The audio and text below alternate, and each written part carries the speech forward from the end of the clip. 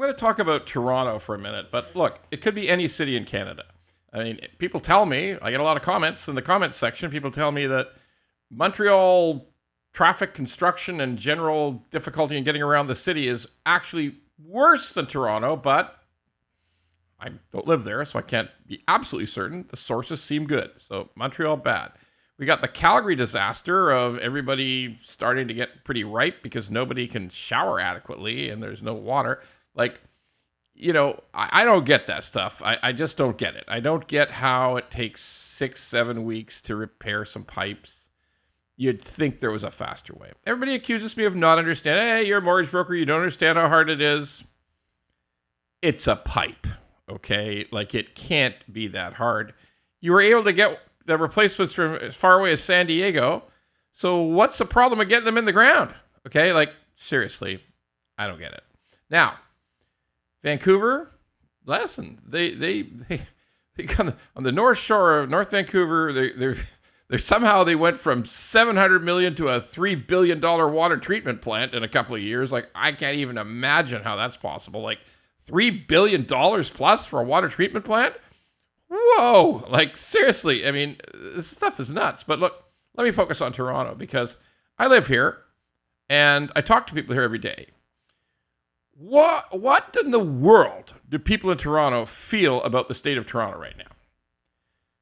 Honestly, they're kind of worried. They're kind of worried about how their city's gone because you can't get around Toronto anymore. The traffic has just reached that unmanageable apex insanity that doesn't make any sense.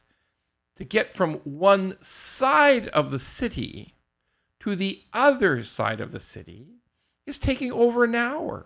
No one can believe it. It sometimes takes a half an hour to get from the downtown hotel just to the entrance of the highway to get to the airport. Like, you ain't even on the highway yet, and it took half an hour to get from your hotel. That's how bad the traffic is. We haven't even talked about the construction. We haven't talked about all the rapid transit failures, the total transit failure of all the planning. It's all gone awful. We haven't, like, universally, everyone in Toronto today is upset and worried about the state of the city. And look, I'm not taking away that it's a vibrant, exciting, there's so much that goes on in Toronto. It's a great town, but it's suffering. It's suffering. Tourists come back from Toronto, they go back to the States, they go back to Australia, they go back to Europe and say, not a bad place, but you can't get around. It's impossible. There's something wrong with it.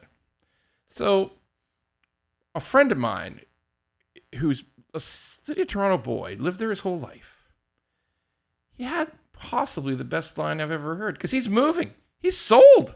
He's sold his house, which is very much Central 416, right in the heart of the city. Sold his house.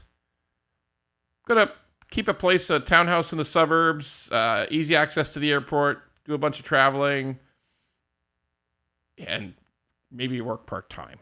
And he said to me, this is the best line when I asked him, why are you leaving? Why are you leaving after being a lifetime Toronto resident?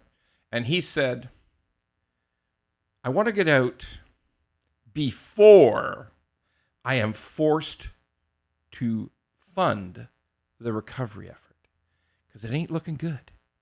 Here's the problem. Real estate, which has been the heartbeat of new taxation in Toronto and many cities, land transfer tax. Yeah, there's a land transfer tax in Toronto. They get their share. They get a bump on every sale that takes place.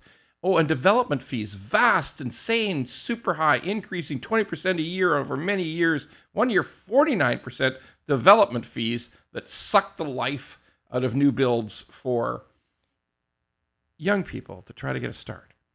Well, they quit building them. They reached the breaking point where they say, nope, it doesn't make sense. The great line, one of the best lines ever from a developer in Toronto, if you gave me the land for free, I couldn't afford to build the condo tower. That's how bad it is. So with the dissemination, with the reduction, with the quieting down of all these other sources of taxation, which would be land transfer tax, which would be development fees, with the quieting, the reduction of all these, who's going to try to fund the bloated, crazy expense of the city? The endless, all these projects are going to end someday. They got to be paid for along the way. If you stop construction now, you'd still have 3 to 4 years worth of work to do.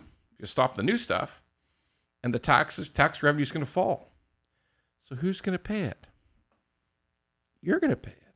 The person who is the property owner. You're going to see property taxes rise in the city of Toronto because there's no escape. If you've killed the golden goose of new real estate money coming in, land transfer tax, development fees, if you've killed that golden goose because it's just too hard and just too expensive to buy there now, you got to raise the property taxes.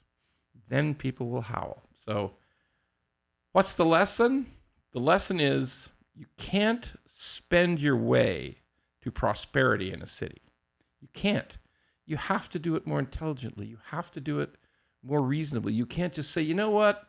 Let's put bike lanes through the whole town. It's only going to cost $500 million. You just can't do it. You've got to say we have to manage our expenses, which is the one thing that no government in Canada seems to be able to do.